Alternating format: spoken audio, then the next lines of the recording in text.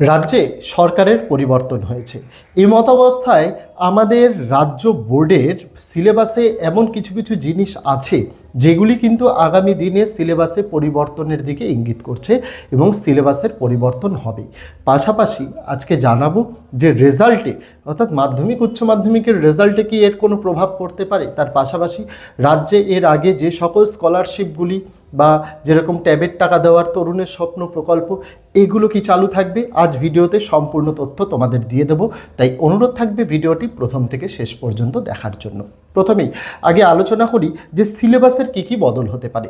সিলেবাসের বেশ কিছু জায়গায়, বিশেষ করে ক্লাস 8-এর অষ্টম শ্রেণীর যদি লাস্টের দিকে সিঙ্গুর আন্দোলনের যে পোর্শনটা রয়েছে সেই পোর্শনটা কিন্তু সম্পূর্ণরূপে বাদ যেতে চলেছে। পাশাপাশি আমাদের সিলেবাসে কিন্তু অনেক মনীষীদের কথা নতুনভাবে ইনক্লুড হতে চলেছে, যেগুলি আমাদের বিগত রাজ্য সরকারের আন্ডারে যেগুলি ছিল না, সেইগুলো কিন্তু সিলেবাসে অনেক নতুন কিছুর কিন্তু সংযোজনের ইঙ্গিত দিচ্ছে। যেখানে আমরা সিলেবাসে আরও বেশি করে পড়ব নেতাজি সুভাষচন্দ্র বোসের কথা, স্বামী বিবেকানন্দের কথা, শ্যামাপ্রসাদ মুখোপাধ্যায়ের কথা, বি.আর. আম্বেদকরের কথা এবং তাদের স্বাধীনতায় কি অবদান রয়েছে, এই সমস্ত জিনিস কিন্তু আরও বেশি করে ঢুকতে চলেছে। বিশেষ করে সিলেবাস চেঞ্জের যে বিষয়টা, সেটা কিন্তু মূলত 10 অবধি সিলেবাসের পরিবর্তনের দিকেই কিন্তু ইঙ্গিত দিচ্ছে।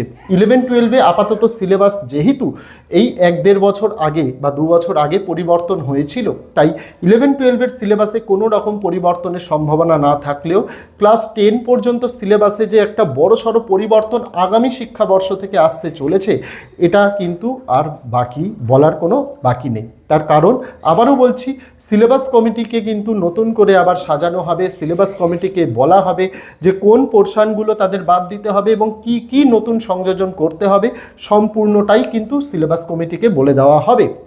নতুন সরকার, আমাদের রবীন্দ্র জন্মজয়ন্তীর দিন নতুন সরকার গঠন হবে, সেই দিন তারপর থেকেই কিন্তু সম্পূর্ণরূপে কাজ শুরু হয়ে যাবে। যেটা আমাদের নতুন সরকারের তরফ থেকে জানা যাচ্ছে যে রাজ্যে যে সকল স্কলারশিপগুলো চালু ছিল, কোনো স্কলারশিপেরই কিন্তু পরিবর্তন হবে না, তবে নামের পরিবর্তন কিন্তু অবশ্যই হবে।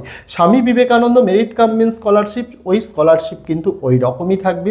যেটা নবান্ন স্কলারশিপ ছিল, ওটার নাম পরিবর্তন হবে। ঐক্যশ্রী, এটারও কিন্তু নাম পরিবর্তনের সম্ভাবনা রয়েছে। তবে স্কলারশিপে যত টাকা দেওয়া হতো তার কোনো কিন্তু পরিবর্তন হবে না। পাশাপাশি প্রত্যেক বছর ছাত্রছাত্রীদের যে ট্যাবের টাকা দেওয়া হতো, সেটাও কিন্তু শোনা যাচ্ছে সেটাও কিন্তু কন্টিনিউ করা হবে। কোনো রকমভাবেই ট্যাবের টাকা থেকে ছাত্রছাত্রীদের কিন্তু বঞ্চিত করা হবে না। তবে এর সঙ্গে নতুন সরকার যেটা তারা প্রতিশ্রুতি দিয়েছিল, তারা আসলে ছাত্রছাত্রীদের জন্য কি করবে, সেই সকল জিনিস তার সঙ্গে কিন্তু আরও অ্যাড হতে চলেছে। অবশ্যই ছাত্রছাত্রীরা যাতে নিজেরাই সাবলীল হতে পারে, তার জন্য তাদের জন্য কিন্তু বিভিন্ন রকমের যোজনা আমাদের নতুন রাজ্য সরকার আনতে চলেছে, ছাত্রছাত্রীদের কথা মাথায় রেখে, যাতে প্রত্যেকটা ছাত্রছাত্রী পড়াশোনা করার পর তাদের নিজেদের জীবন ধারণের জন্য সাবলীল হতে পারে, উপযুক্ত কাজ পেতে পারে, বা যারা ব্যবসা করতে চায় ব্যবসা করতে পারে। এই রকমের নতুন নতুন প্রকল্পগুলো কিন্তু সংযোজন হতে চলেছে ছাত্রছাত্রীদের একাডেমিক ইয়ারের সাথেই, এবং সেটা হয়তো এবছর ইমপ্লিমেন্ট হবে না, কারণ এবছরের শিক্ষাবর্ষ অটোমেটিক্যালি চালু হয়ে রয়েছে। আগামী শিক্ষাবর্ষ থেকে কিন্তু এই জিনিসগুলি কিন্তু চালু হচ্ছে। এইবার আসা যাক, যে সকল ছাত্রছাত্রীরা এখনও স্কলারশিপের টাকা পায়নি তাদের কি হবে।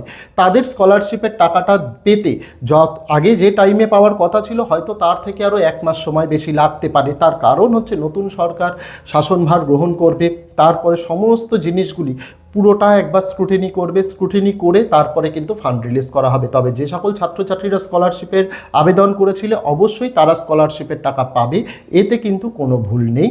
আর এই বছর যে সকল ছাত্রছাত্রীরা মাধ্যমিক দিয়ে ক্লাস 11-এ উঠবে, তারাও ট্যাবের টাকা কিন্তু পুজোর আগেই বা পুজোর মধ্যেই কিন্তু পেয়ে যাবে, এইটুকু কিন্তু আপাতত পক্ষে জানা যাচ্ছে। এবার আসা যাক, রেজাল্টে কি কোনো পরিবর্তন হতে পারে। রেজাল্টের সঙ্গে, ভোটের রেজাল্টের সঙ্গে মাধ্যমিক উচ্চ মাধ্যমিক রেজাল্টের কোনো সম্পর্ক নেই। রেজাল্ট তোমাদের অনেক আগে, আমি বলেছিলাম ভোট শুরু হওয়ার আগেই সমস্ত কিছু তৈরি হয়ে রয়েছে এবং সেই দিকেই হাঁটবে। এবং রেজাল্টে যেরকম তোমাদের কথা ছিল, পাসের হার, গ্রেস মার্ক, সম্পূর্ণটা সেই রকমভাবেই চলছে। এখনও নতুন রাজ্য সরকার গঠন হয়নি, তার আগেই মাধ্যমিকের রেজাল্ট বেরিয়ে যাবে। তবে উচ্চ মাধ্যমিক রেজাল্ট বেরানোর আগে অবশ্যই নতুন রাজ্য সরকার গঠন হয়ে যাবে। তাই ছাত্রছাত্রীদের মনে প্রশ্ন যে নতুন রাজ্য সরকার কি নতুন কোনো নিয়ম আনতে পারে, তা নয়। পড়াশোনার ওপরে এর সঙ্গে কোনো কিন্তু সম্পর্ক নেই। রেজাল্ট যেরকম যেরকমভাবে এতদিন প্রকাশ হতো, যেরকম পাশের হার থাকার কথা ছিল, গ্রেস মার্কস দেওয়ার কথা ছিল, সম্পূর্ণটা সেইভাবেই হয়েছে। কোনো চিন্তা কারোর কিন্তু করার দরকার নেই। অনেকের মনে সরকার পরিবর্তন নিয়ে এই প্রশ্নগুলো এসেছিল, তার জন্য ভাবলাম একটা ভিডিও করে জানিয়ে দিতে। কারোর মনে যদি কোনো প্রশ্ন থেকে থাকে অবশ্যই সেটা জানাতে কিন্তু ভুলো না। দেখা হচ্ছে আগামী দিন অন্য কোনো বিষয়ে, অন্য কোনো ভিডিও নিয়ে। ততদিন সকলে ভালো থেকো, সুস্থ থেকো।